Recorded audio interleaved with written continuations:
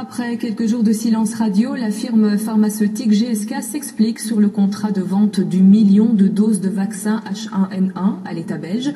GSK détaille les termes et le contexte de ce contrat qui était placé sous le signe du secret. Pascal Bolekens. Preuve que la révélation du contrat secret ne fait pas plaisir à GlaxoSmithKline, la firme nous ouvre ses portes et les explications nous les recevrons du directeur des affaires publiques. Il sait de quoi il parle, il était à la table des négociations avec le gouvernement belge. Les études cliniques étaient alors en cours et GSK s'est protégé en ne garantissant ni efficacité ni sécurité du vaccin. Les résultats de ces études cliniques n'étaient pas encore disponibles. On était dans une situation un peu difficile et on n'a pas pu prendre ses responsabilités. C'est pour ça que vous ne garantissiez pas ni l'efficacité, ni la sécurité, ni la fourniture du vaccin? Tout à fait, c'est pour ça.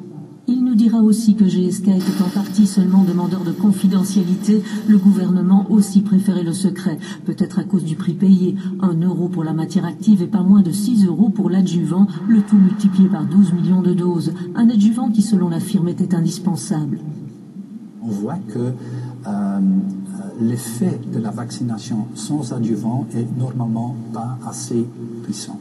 Cet adjuvant au prix fort a fait polémique et pourtant GSK a réussi à décliner toute responsabilité en cas d'effet secondaire, une clause acceptée par plus de 60 gouvernements. Est-ce que c'était à prendre ou à laisser? La clause de la responsabilité, ça on a dit au début, c'est une clause qu'il nous faut là-dedans, autrement on n'a pas aurait dans la possibilité de signer ce contrat. Oui. Cela dit, l'adjuvant en question étant breveté, le vaccin GSK devenait incontournable. C'est en tout cas l'argument avancé par la Belgique pour expliquer qu'elle n'avait pas eu d'autre choix que de signer avec GSK. Fondamentalement, l'argument est correct. Seulement, la loi belge prévoit une exception en matière de brevet lorsqu'il y a une crise de santé publique. Et c'était évidemment le cas.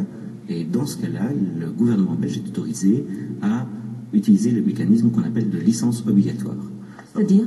Ce mécanisme, en fait, permet de contourner le brevet et d'autoriser n'importe qui à fabriquer le médicament pour répondre à la crise de santé publique. Donc il n'était pas indispensable de passer par GSK. Selon lui, la Belgique aurait pu peut-être agiter cette menace pour obtenir de meilleures conditions au lieu de s'incliner.